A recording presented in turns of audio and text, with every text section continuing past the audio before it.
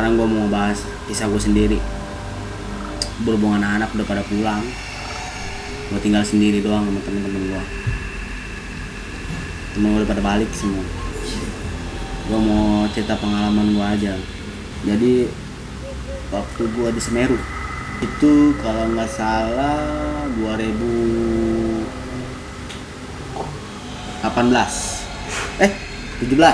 bulan 3 gue merit sekitar pertengahan bulan. Di awal bulan gue jadwal naik ke Semeru itu sebenarnya gue udah dilarang sama kayak nyokap gue sama calon mertua gue. Cuma satu orang pun gak ada yang bisa ngegubris kemauan gue, karena itu udah salah satu dari hobi gue. Cekcok dikit, akhirnya pada mereka yang ngalah. Akhirnya gue diizinin berangkat sekitar awal bulan, sekitar tanggal 2-an lah. Gue dari sini berdua sama ya dibilang senior gue lah, tapi dia teman ngopi juga, teman bareng. Gue berangkat dari sini sekitar jam 12, abis sholat lohor gue jalan naik bajai ke stasiun Senen. Sampai sana udah ada sebagian udah pada datang. Itu kurang lebih ada 43 orang. Ya 43 orang, hampir satu gerbong sih keisi semua sama anak-anak gue itu. Udah pada kumpul sekitar jam setengah 2, jam 13.30. Akhirnya kita briefing, ambil tiket, naik ke gerbong. Cari tempat yang di ini aja, yang udah disediain. Masih enjoy. Mungkin itu yang dibilang pertama kali gue naik kereta ke Jawa. Ya dibilang kaget sih kaget. Nggak bawa makanan. Harusnya tuh gue yang lain kok, yang penumpang lain pada bawa makanan. Ternyata emang setiap stasiun tuh nggak pernah lama berhenti. Buat ngerokok pun nggak bisa. Mau ngerokok paling, kalau rokok gue sih masih mending lah, masih cepet. Nah dapat berapa jam, paling lama tuh berhenti kalau nggak salah di Semarang. Semarang tuh agak lama, kurang lebih setengah jam lah. Gue masih bisa beli makan itu sih. Setengah jam, wah bisa kenceng kerama lah sama teman-teman dari mana. Jadi gue banyak teman lagi, nambah teman. Itu masih belum ada keganjilan. Masih lanjut sampai Tumpang, stasiun Malang. Gue udah dijemput, udah kayak film 5 cm, naik jeep sampai di base camp di rumahnya Mas Pras. Kita ngobrol bentar tuh, kalau nggak salah hari Jumat itu. Gue berangkat Kamis siang, nyampe Jumat pagi, nyampe Malang. Nah dijemput sama Mas Pras naik jeep yang tadi gue bilang kayak Vela. Di situ kelar Jumatan kita langsung ke Ranupane. Kurang lebih perjalanan dari base camp ke Ranupane sejam lah, lumayan jauh sih. Itu kita sebelum mendaki aja udah kalau kata gue sih itu mah udah bikin kita jiper dulu, ditakut-takutin lah, inilah itulah, ada setan ini, ada binatang ini. Emangnya sih kita anggap aja itu rumah, jadi kita harus sopan. Ya kalau nggak sopan ya telan sendiri akibatnya. Tapi itu kan bisa ngerugin yang lain juga. Kalau salah satu dari teman kita ada yang kurang ajar, sampai saat itu nggak ada. Itu estimasi gua, sesuai estimasi dari Ranupane ke Ranukumbolo itu sekitar 8 jam. Gua mulai berangkat ngetrek jam 2, nyampe Ranukumbolo sekitar jam 9 atau jam 10. Itu gue kloter terakhir, karena itu udah ada temen satu kloter sama gue tuh, ada yang kecengklak lah kakinya, terabisnya kecengklak, yang ada lah yang pegelang ini. Akhirnya pas posisi gue lagi sama bagian medis, jadi gue terakhir. Itu nyampe Ranukumbolo sekitar jam 9. Sampai jam 9 kita istirahat ke Cengkrama, salin. Besok paginya kita jalan lagi ke Kalimati. Itu estimasi dari Ranukumbolo ke Kalimati itu kurang lebih 5 jam. Ini masih enak perjalanan gua orang. Masih bisa ketawa ke TV. Udah enak lah pokoknya dah. Itu kita nggak ada punya pikiran gimana ya. Itu masih enak perjalanan. Itu di Ranukumbolo kita nemuin kayak nisan doang ya, mungkin orang meninggalnya di situ, ada yang udah pulang, ada yang ketemu jasadnya, ada yang ya mungkin kalau yang enggak mungkin taruh di situ lah. Nah pas dari Ranukumbolo besok paginya gue berangkat Kalimati, itu sekitar 5 jam. Itu gue berangkat kurang lebih jam 9 pagi, nyampe Kalimati itu jam 1 atau jam 2 lah, lupa gue. Orang estimasi 4 sampai 5 jam sih situ. Akhirnya kita nenda di situ. Harusnya kan nendanya bolehnya tadinya itu di Arcepodo. Cepodo itu jadinya kita karena Cepodonya longsor jadi dipindahin di Kalimati. Tuh kita masih ketawa-ketawa situ. Udah datang sore, akhirnya dari bawah juga udah dibilangin itu sumber mata air tuh adanya di Sumber Mani. Itu kurang lebih 1 jam perjalanan kita ngambil air. Akhirnya gue dapet jatah ngambil air, satu orang bawa 2 botol plastik. Itu seumur umur gue naik gunung itu baru kali itu ngambil air, bener-bener serem. Kanan kiri tebing semua. Di situ ada shelter, jadi kita buat buang air tuh pun di situ. Cuma kan ya mungkin karena udah ratusan, mungkin ribuan orang pada buang hajat di situ, jadi pada lama-lama kan bau masih bau. Itu masih belum ada ganjilan yang aneh-aneh. Nah akhirnya kan malam jam 6 akhirnya kita ngobrol-ngobrol biasalah depan tenda, ngobrol kayak gimana, ketawa, TV. Itu kayak temen gue ngomong, kalau ditanya mau mana, mau kencing enak, ada kencing. Itu tuh nggak mikir, kita omong kita tuh udah menyimpang. Kencing enak lah, yang ketawa ketiwi sampai ngakak lah. Itu kita belum dikasih cobaan teguran dari yang Semeru. Nah pas nyampe sekitar jam 10 akhirnya dipaksa suruh masuk tenda supaya kita tidur, karena jam 12 itu gua lupa, ternyata jam 12 itu kita mau muncak. Gua pikir kayak biasa-biasa gitu, kita muncak jam 3, jam 4. Ternyata jam 12, karena perjalanannya kurang lebih estimasi 8 jam. Nah kita istirahatlah, tidur.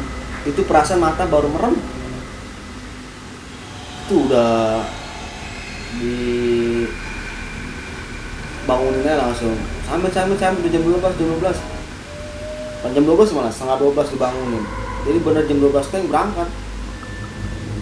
Itu ngebuka tenda, gua ngeluarin tangan, Masya Allah dinginnya. Itu gua pakai jaket sampai double itu. Nah jam 12 kita berangkat semua tuh. Ada juga yang nggak ikut. Ternyata ada cewek yang lagi datang bulan. Itu kita udah ngelanggar. Harusnya itu kan nggak boleh kalau datang bulan kayak gitu. Pantangan sebenarnya, tapi kan berhubung anak sekarang udah nggak mau mikirin kayak begitu, penting naik aja. Akhirnya kan bikin susah semua. Akhirnya satu tim diputusin suruh nunggu di Kalimati. Sekitar ada 6 orang nunggu di Kalimati, yang 10 ada di Ranukumbolo. Jadi kita tiap persinggahan ninggalin temen. Ada 10 orang kurang lebih, itu ada 2 tenda sih. Iya benar, 10 orang. Jadi yang di Kalimati, yang di Ranukumbolo 10, yang di Kalimati 6. Sisanya naik muncak. Oh enak, naik bus. Bener, estimasi 8 jam. Itu yang anehnya, dari batas vegetasi ke atas hampir mau nyampe lah, itu kagak ada hujan, cuaca cerah, bagus. Itu seketika langsung gelap. Pas batas vegetasi itu ada juga yang nunggu sekitar 3 orang apa 4 orang. Nah jadi dia nggak mau maksa naik buat naik. Nah gue juga nggak maksain, gue masih alhamdulillah masih sanggup, masih fisik gue masih oke lah. Jalan kita bus udah nyampe pertengahan, itu dia yang gue bilang tadi. Itu tiba-tiba pas giliran tim gue itu langsung gelap. Itu hujan angin. Itu emang udah gimana ya, gue udah punya pikiran ya udahlah, kayaknya gue nggak selamat nih, orang hujannya gede, anginnya kenceng.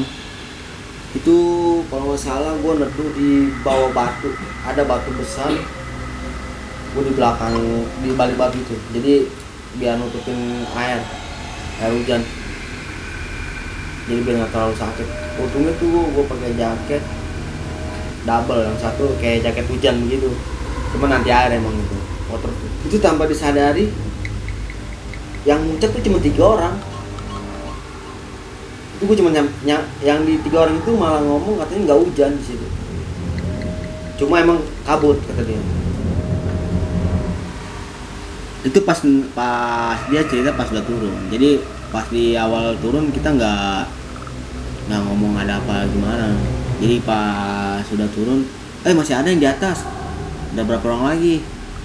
Kurang lebih 6 lah. 6, perasaan gue orang terakhir gue. Kenapa ada 6? Kalau misalnya ada 2 orang apa 4 orang gue masih yakin lah. Kalau nggak salah cewek 1, cowok 2 yang muncak sampai Mahameru. Ya kalau gue sih hitungannya paling tinggal berapa langkah lah, paling setengah jam lagi. Cuma kan gue gak enak sama temen yang barengan dari rumah. Dia aja aneh, itu badan segede gitu katanya ketip angin hampir mau terbang. Mana akhirnya gue mutusin, gue cuma ngomong balik badan, suatu saat gue bakal naik lagi ke atas, insya Allah. Akhirnya gue ngomong temen gue, kata gue yaudah kita turun aja. Turun, gue nemenin temen gue. Ternyata masih ada 3 orang di atas. Akhirnya kita turun kagak ada 8 jam, nggak ada sejam. Tuh turun udah nyampe Kalimati. Ya mungkin karena turun cepat ya. Akhirnya udah nyampe Kalimati, udah disiapin makan, air udah banyak, air minum kayak makan dan segala macam. Dan ternyata ada 3 orang yang di atas. 3 orang itu awalnya dia nanya, "Kul pada nggak naik? Hujan bang, hujan badai." Masa sih? Gue di atas nggak ada hujan badai, cuma awan kabut, jadi Mahameru nggak kelihatan. Kalau kabut, masa sih nggak hujan? Iya hujan. Akhirnya di skip tuh, udah mesti dilanjutin. Udah, beres-beres. Di orang kan belum pada makan dulu, kamu udah beres-beres. Tenda diikat semua.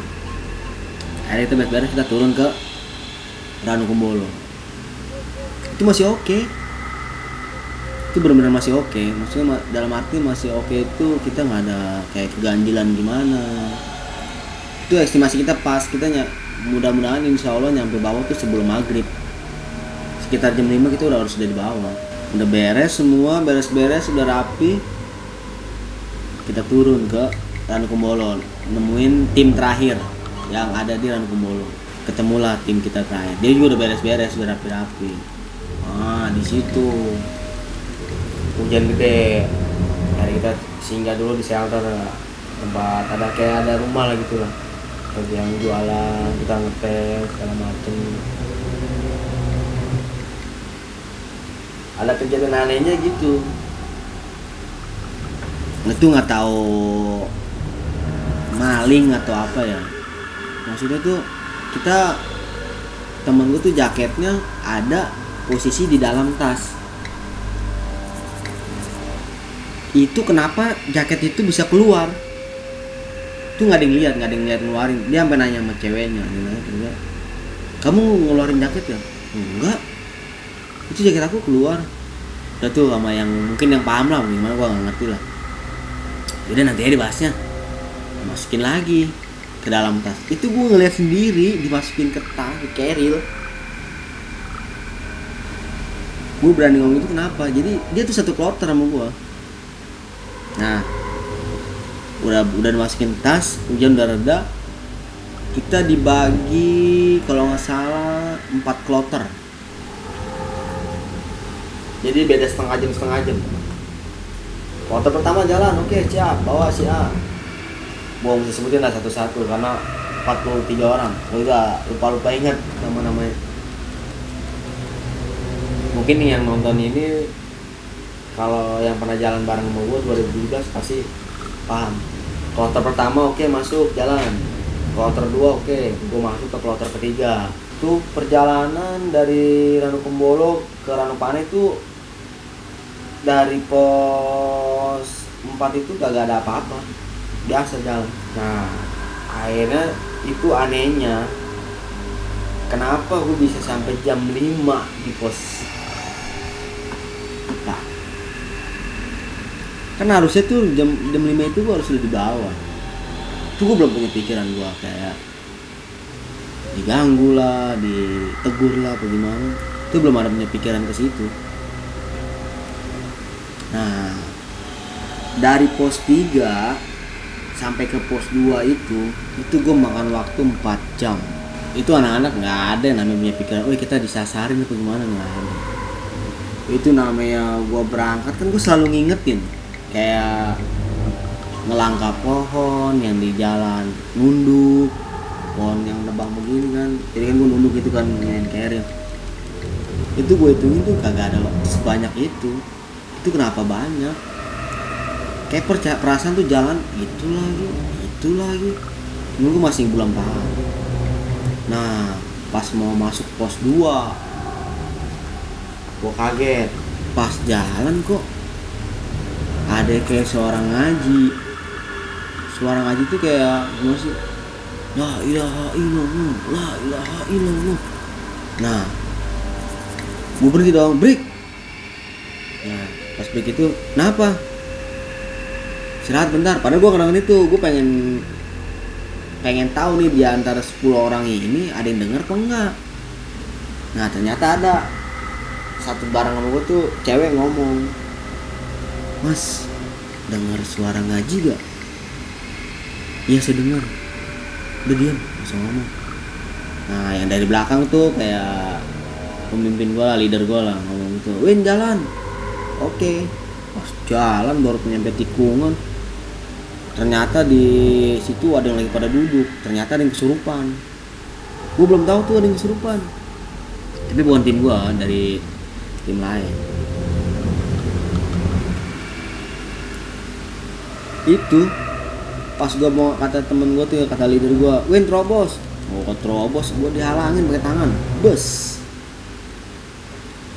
Mas, saya nggak tahu ya kalau nanti yang ini pindah ke tim Mas. Waduh, langsung ngomong, nggak bisa jalan, stop. Udah ada yang kesurupan dia diemin dulu. Dan akhirnya gue nanya, kata dia gitu, katanya dia ada pas istirahat itu. Ini bukan tim gue ya, maksudnya yang di depan itu, yang kesurupan itu. Dia ngomong katanya ada orang sama-sama ikut istirahat, 2 orang. Nah, si cewek itu pengen jalan, tim dia tuh yang berempat, langsung dipeluk, langsung ngomong gini, kata dia, ayo ikut saya, acara pernikahan kita udah di siapin, dibawa. Itu mau dibawa ke jurang atau teman-temannya dipeluk, makanya langsung ngomong lalu itu dia. Gue pikir kenapa. Nah, akhirnya ketemulah kita di pos 2. Di pos 2 itu baru disadarin. Nah, onnya gue itu, gue nggak tahu dia ditaruh di tenda yang gue mau dudukin. Temen gue tahu, gue nyari duduk situ. Atau udah sini lah, gue udah mager. Gimana sih namanya orang udah lelah, nemu lahan enak, nggak asing lah, udah enak duduk lah. Dan akhirnya temen gue ngomong batu ya, ternyata temen gue bilang itu yang kesurupan di situ. Selalu jalan. Itu tanpa disadari nih, udah mau jam 9, gue diem dong, gue liat jam, gue ngomong sama leader gue, Nyet, ini jam 8 loh, udah mau jam 9 loh, kita masih di sini aja. Akhirnya leader gue ngomong, iya Wina, kenapa kita baru sadar? Coba ya juga ya. Terus gimana nih? Ya udah. Akhirnya gue apa? Tafakur, doa di situ. Gitu sepanjang jalan. Ya Allah. Gua di sini namanya di kota dengerin suara-suara doang. Itu mah ditampakin, cuma di belakangin doang. Terus gede pohon. Gua mau jalan cepet, merinding gitu lah. Mau jalan cepet, di belakang cewek. Gua kalau nggak salah cewek bawa 4 orang. 4 orang, cowok 6. Kata gua kacau kalau kayak gini caranya nih. Akhirnya yang gue bilang tadi, gue tafakur, berdoa aja gue, ya Allah kasih jalan gini, kasih jalan yang bener lah. Terus ini pokoknya macem-macem lah doanya lah, yang gue bisa lah. Itu anehnya ya, gue berangkat bawa senter cuma 1, cuman gue bawa baterai 4. Itu penuh semua, baterai belum pakai sama sekali. Kenapa tiap gue pakai terus terang? Setiap dapat 5 menit redup lagi. Sampai ngedumpul ya Allah, lu nyamuk, ganti lagi mau gua. Itu sampai bawah tuh udah ganti-ganti baterai itu. Terang 5 menit, redup, terang 5 menit, redup. Wah, ada kacau deh, kata gua nggak bener nih. Gua sengaja jalan setiap berapa langkah kalau udah ketemu gua paling depan. Nah, gue mau niatnya pengen nuker dong, pengen nuker sama temen gue yang di belakang. Gue terakhir aja dah, gantian depan. Nah, akhirnya temen gue ngomong, yakin lu mau di belakang? Ini tas gue dari tadi udah ditarik-tarikin mulu. Masya Allah, lu depan aja dah. Orang temen gue kan pas dia ngomong break, mau ngomong dong, kata gue, udah lu di depan aja lah, gue di belakang. Yakin lu mau di belakang? Ini tas gue ditarik-tarik dia tadi. Masya Allah, aduh. Udah gitu katanya. Kalau ada orang jalan kan pasti kedengeran dong ya. Cepat. Walaupun pakai sepatu ya kan posisi itu gerimis hujan. Jadi temen gue mau nengok, megang pundak temen gue di depan bus, dia nengok gak ada orang. Nah, pas ditarik-tarik tasnya itu, dia penasaran dong. Dia tengok sama dia. Namanya kita kalau udah kena center gitu muka, pasti kita begini dong. Iya dong. Nah, mas tunggu di center mukanya. Dia nggak ngomong apa-apa, cuma begini dong. Mampus lu. Kata gua, aduh, udah jalan. Ada jalan deh, cepat baca. Pokoknya bacaan apa aja yang bisa, mau ayat kursi lah. Baca. Kemudian kita nyampe Ranopane, udah, nggak pusing lah. Jalan, kutuk. Nah, akhirnya alhamdulillah tuh ada orang ngelewatin gua, 2 orang, bus. Tuh udah mau nyampe pos 1 tuh, mau nyampe Ranupane tuh, jembatan merah. Itu orang depan gua ngelewatin 2 orang, bus, cakep. Gua pikir manusia kan, nggak pakai sepatu. Bang, duluan bang, oke siap, duluan dia. Itu cuma beda tikungan doang. Jadi pas ke kiri kan kayak tebing gitu kan. Mungkin kalian udah ke Semeru mungkin paham lah. Ke kiri, ke kanan belok lagi, baru kita ketemu lurus lagi, landai lagi. Itu udah kagak ada. Seberapa cepet sih dia jalan? Itu gua mau uji panjang lebar kali pendek. Astagfirullahaladzim, nggak habis. Gua terus lagi. Udah tuh nyampe, akhirnya udah hidung udah mulai pedas dong. Udah ada perkebunan warga nih, udah jadi agak tenang. Akhirnya ketemu, alhamdulillah. Itu yang di kloter ke depan beda setengah jam, itu perasaan jauh banget. Itu di Ranu Pane ketemu di depan, dia lagi perjalan, masih di jalan dari di trek nggak ketemu. Aneh. Akhirnya ketemu sama anak kloter kedua kan. Akhirnya ketemu, di lu baru nyampe juga. Iya, kok nggak ketemu sih? Di orang tadi ketemu sama yang duluan tuh, yang kakinya pedok, yang berdua sama cewek. Ya itu bareng sama gua. Ya kenapa sama gua nggak ketemu? Wah udah aneh, udah ntar ya, lu bahas ntar ya. Udah akhirnya nyampe barengan tuh 9:30 apa jam 10 dah. Sampai di Ranu Pane di base camp. Akhirnya kita bersih makan segala macem. Lo jangan cerita dulu lah, nanti lah. Ada ketemu sama yang kloter keempat masuk juga dia ikut. Udah nyampe jam 10, setengah 11 dia nyampe. Udah akhirnya kita nyampe di Ranu Pane. Akhirnya Mas Pras udah nungguin. Mas Pras juga udah gak enak perasaan. Ini harusnya tuh paling lambatnya Isa lah, jam 7, jam 8 udah nyampe Ranu Pane. Ini kita jam 10, kita lambat 2 jam. Emang kata Mas Pras, emang dari Ranu Kumbolo jam berapa? Dari Ranu Kumbolo itu kurang lebih jam 1 mas. Itu jam 1 pun kita udah kloter ketiga jalan. Wah udah kamu beres-beres rapi-rapi. Kita langsung ke ini aja, ke base camp tempat Mas Pras. Jeep udah nungguin 4. Akhirnya udah di situ mungkin pada capek kali, lelah ya, duduk mobil, langsung naik ke mobil, makan bakso dulu, bakso Malang, namanya juga di Malang ya kan, istirahat. Akhirnya langsung makan bakso. Ya udah pas makan bakso itu gue jalan diinin lagi katanya, udah makan dulu lah, istirahat dulu. Ya udah istirahat, makan bakso udah beres semua, ngurusin administrasi yang absen lagi dong. Kalau setiap naik itu kan kita pergi absen pulang absen, jadi udah komplit anak-anaknya semua udah. Nah anehnya itu ada orang yang nyari ciri-cirinya sama yang gue temuin yang kesurupan.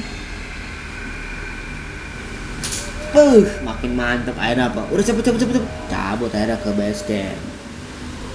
Nah di base camp baru pada cerita semua.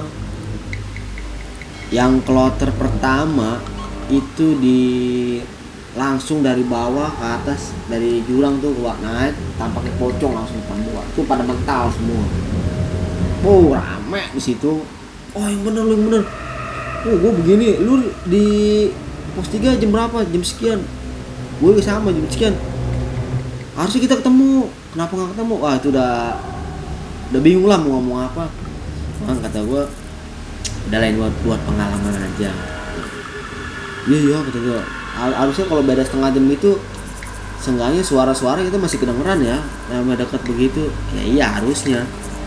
Kenapa ini sampai setengah jam, sampai kayak perasaan jauh banget. Tuh. Bayangin aja, dari Ranu Pane ke Ranu Kumbolo tuh naik tuh 8 jam. Masa ya turun 10 jam? Kalau makanya gue dari situ tuh langsung mikir, nggak ada yang inget kita ini, kita ngelakuin yang kekonyolan yang di atas, pada lupa. Ada di Mas Pras dulu pada ngobrol sini, yang cerita yang ketemu pocong lah, yang nangis lah, segala macem lah. Wah kacau lah. Akhirnya pas itu baru pada nyadar. Oh iya lu sini gara-gara ngomong kencing enak lah, segala macam. Kencing enak kan tuh ibarat kata lu ngeluarin P3 aja. Iya pada nggak nyadar. Akhirnya pada mengakuin kesalahan, ngomongin aduh ya Allah kayak gini. Tapi alhamdulillah sih kita selamat semua. Nggak ada, ya paling ya cedera dikit lah, kayak sepatu pada kena kakinya, pada kekecilan kan, kaki pada lecet. Itu doang. Alhamdulillahnya gitu, nggak ada yang amit-amit, nggak ada yang fatal. Nah ini anehnya lagi nih, pas balik lagi pas cerita masalah pocong lo segala macam, gue di kayak suara nangis lah, ada orang ngaji yang kesurupan. Itu kopi, anak-anak tuh udah pada mesen semua, itu kopi pada setengah gelas semua. Itu anehnya si ibu ngeluarin kopi satu. Dia bilang, nih pesenannya pesanan si siapa namanya gue lupa tuh, Rudi apa Robi ya, di antara dua itu namanya lah. Nah ini tadi pesanan si Robi lah kalau begini gue, seingat gue kalau nggak Robi Rudi dah. Ini pesanan si Robi.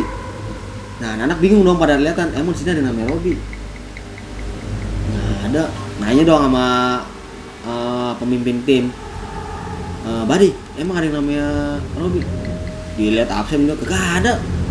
Nah si ibu itu bingung dong, lah ini yang mesen tadi si Robi, rambutnya panjang segini.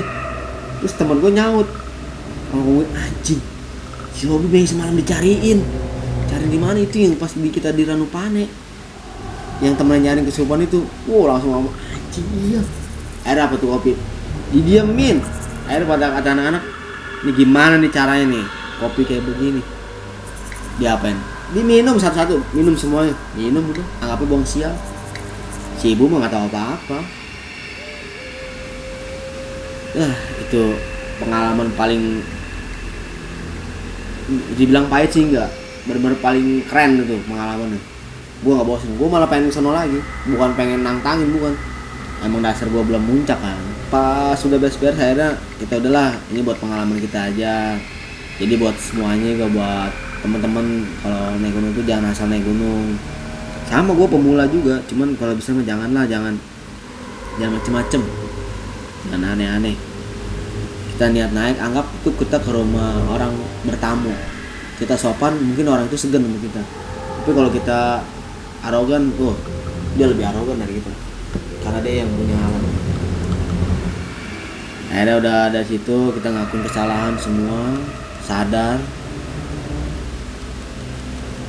udah langsung beres-beres, mobil udah siap ready.